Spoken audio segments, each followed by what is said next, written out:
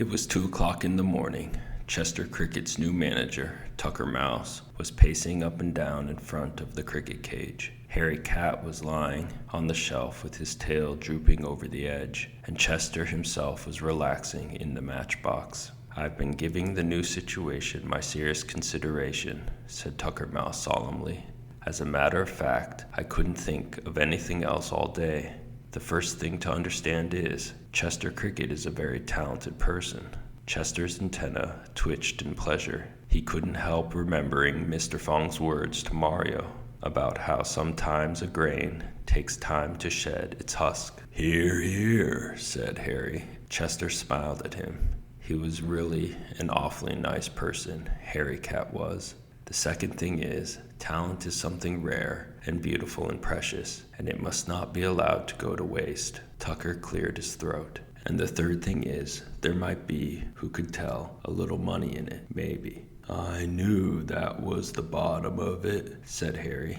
"Now wait, please, Harry, please. Just listen a minute before you begin calling me a greedy rodent," said Tucker. He sat down beside Chester and Harry. "The newsstand is doing lousy business, right?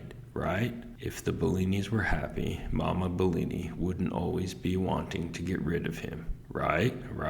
She likes him today because he played her favorite songs, but who can tell how she might like him tomorrow?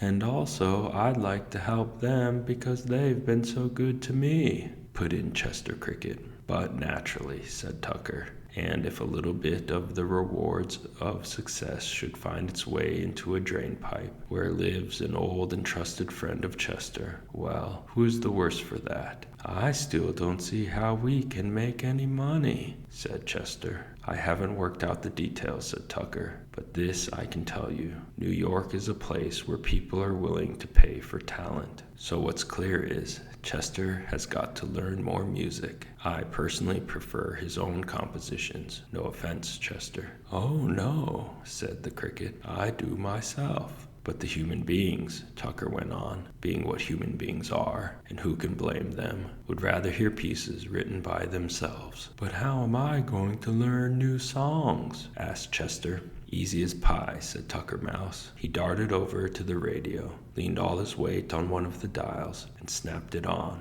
"Not too loud," said Harry Cat. "The people outside will get suspicious." Tucker twisted the dial until a steady, soft stream of music was coming out. "Just play by ear," he said to Chester. That was the beginning of Chester's formal music education. On the night of the party, he had just been playing for fun, but now he seriously set out to learn some human music. Before the night was over, he had memorized 3 movements from 3 different symphonies, half a dozen songs from musical comedies, the solo part for a violin concerto, and 4 hymns which he picked up from a late religious service. The next morning, which was the last Sunday in August, all 3 Bellinis came to open the newsstand. They could hardly believe what had happened yesterday, and were anxious to see if Chester would continue to sing familiar songs. Mario gave the cricket his usual breakfast of mulberry leaves and water, which Chester took his time eating.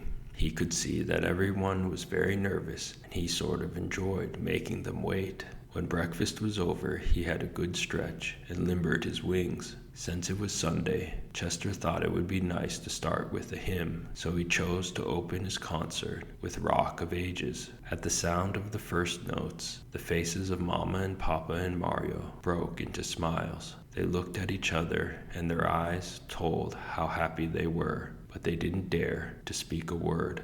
During the pause, after Chester had finished Rock of Ages, Mr. Smedley came up to the newsstand to buy his monthly copy of Musical America. His umbrella, neatly folded, was hanging over his arm as usual. "Hey, Mr. Smedley, my cricket plays hymns," Mario blurted out even before the music teacher had a chance to say good morning. "And opera," said Papa. "And Italian songs," said Mama. Well, said Mr. Smedley, who didn't believe a word. "Of course, I see we've all become very fond of our cricket, but aren't we letting our imagination run away with us a bit?" "Oh no," said Mario.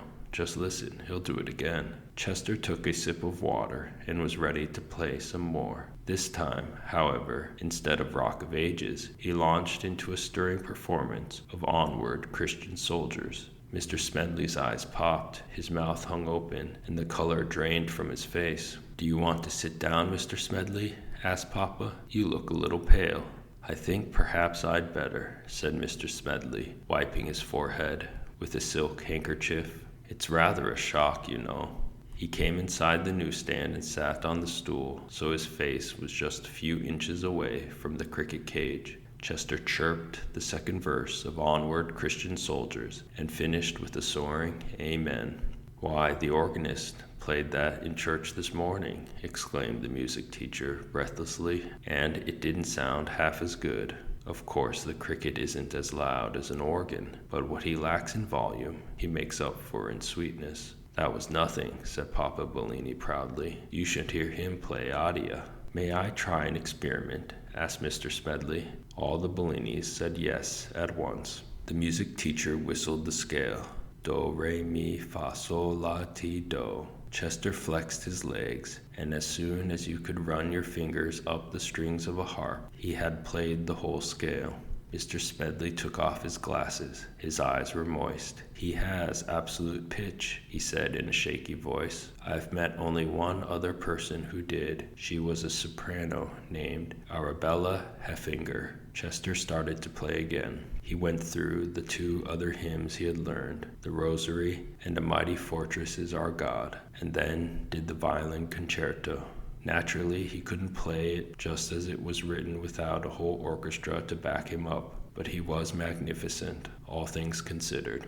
Once Mr. Smedley got used to the idea that he was listening to a concert given by a cricket, he enjoyed the performance very much. He had special praise for Chester's phrasing, by which he meant the neat way the cricket played all the notes of a passage without letting them slide together.